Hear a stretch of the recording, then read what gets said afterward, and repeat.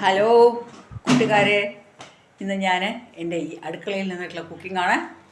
ഇന്ന് ഉണ്ടാക്കാൻ പോണ ഒരു അടിപൊളി മുളക് കറി. മുളക് കറി എന്ന് പറഞ്ഞാൽ മുളകിൻ്റെ കറിയല്ല, കൂർക്കക്കിഴങ്ങ് കുമ്പളങ്ങ ഇട്ടിട്ടൊരു തുളിച്ച മുളകൂഷ്യം. എൻ്റെ ഫേവറേറ്റാണ് ഈ തുളിച്ച മുളകൂഷ്യം കേട്ടോ.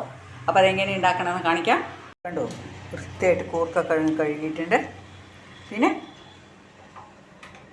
കുമ്പളങ്ങ ഇത് വെച്ചിട്ടൊരു തുളിച്ച മുളകൂഷ്യമാണ് കേട്ടോ. അന്ന് അല്ലെങ്കിൽ നിങ്ങൾക്ക് എന്ത് വേണമെങ്കിൽ പറയാം, പുളിങ്കറി എന്നും പറയാം കേട്ടോ.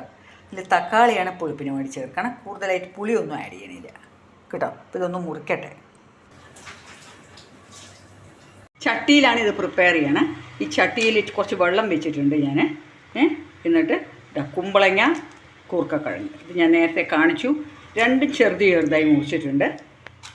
ഇനി ഇതിലേക്ക് ഉപ്പും മഞ്ഞളും ഇട്ടിട്ട് ഞാനൊന്ന് നന്നായി വേവിക്കാൻ പോവാണ്. ഒരു പച്ചമുളകും കൂടി കീറിയിടണം. ഇപ്പോൾ ഇതിലേക്ക് അങ്ങനെ നല്ലൊരു പച്ചമുളക് കീറിയിടുന്നുണ്ട്, കുറച്ച് ഉപ്പിടുന്നുണ്ട്, മഞ്ഞൾപ്പൊടി. എന്നിട്ട് ഇത് നന്നായി ഒന്ന് വെന്ത് വരുന്ന സമയത്ത് ഇനി എന്താണ് അരയ്ക്കാനെന്ന് കാണിച്ചു തരാം കേട്ടോ.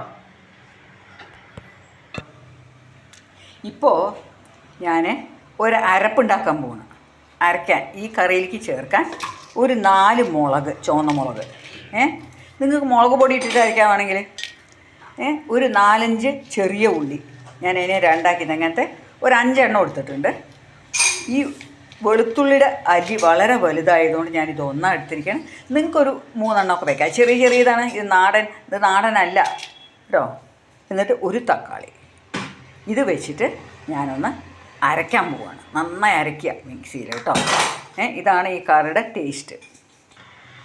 ഇപ്പോൾ എൻ്റെ കൂർക്കക്കിഴങ്ങും കുമ്പളങ്ങയും നന്നായി വെന്തു.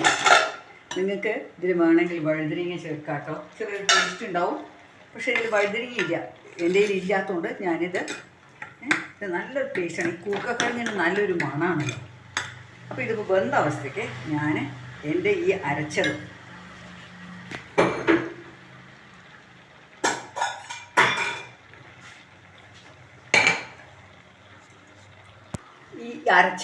കണ്ടോ, തക്കാളി, വെളുത്തുള്ളി, ഉള്ളി, മുളക്, ഇതിനെ ഞാൻ ഇതിലേക്ക് ആഡ് ചെയ്യാണ്.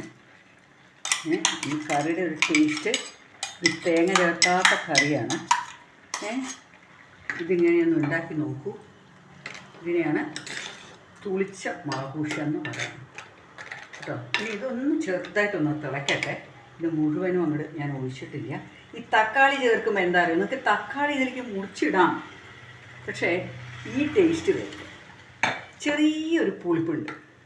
അത് അരച്ചിട്ട് തന്നെ കഴിക്കുന്നത് ഒരു ടേസ്റ്റാണ്. ഇപ്പോൾ നോക്കിക്കോളൂ, നല്ല കുറുകി വന്നിട്ടുണ്ട്.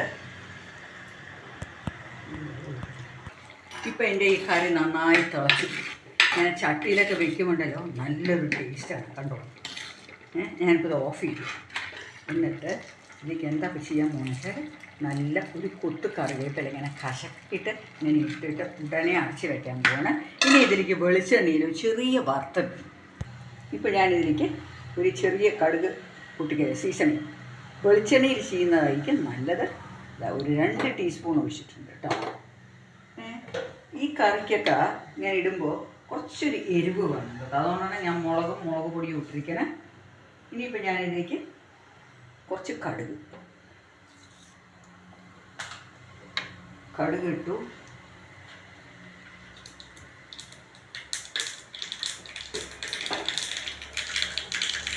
കടുക് പൊട്ടി വരുമ്പോൾ ചെറിയ ഉള്ളി ഒരു 4 നല്ലൊരു ടേസ്റ്റ് കൊടുക്കും. ഇതൊരു നല്ല ബ്രൗൺ നിറമാണ്.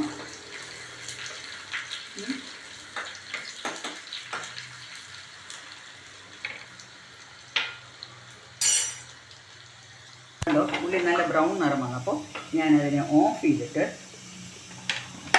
ഇതിലേക്ക് ലേശം കായത്തിൻ്റെ പൊടി ഇതും കൂടെ ആഡ് ചെയ്തിട്ട് ഇതിലേക്ക് ഇത് ഒഴിച്ചതാണ് കേട്ടോ. അടിപൊളി കറി റെഡിയായി. ഇതാണ് ഒരു തുളിച്ച കറി. ഇത് കൂട്ടി കഴിക്കാൻ എന്ത് ടേസ്റ്റ് അറിയോ. കുറച്ച് എരിവുണ്ടാവണം കേട്ടോ. എരിവ് ഇഷ്ടമില്ലാത്തവർക്ക് ഇടണ്ട, കാശ്മീരി ചില്ലി പൗഡർ ഇട്ടാൽ മതി. അപ്പോൾ കൂട്ടുകാരെ, ഇന്നത്തെ എൻ്റെ കൂർക്കക്കിഴങ്ങ് തുളിച്ച മുളകൂശം റെഡിയായി. ഇനി ഞാനതിനെ എൻ്റെ പാനിലേക്ക് ആക്കട്ടെ. അപ്പോൾ കൂട്ടുകാരെ, എല്ലാം വിളമ്പി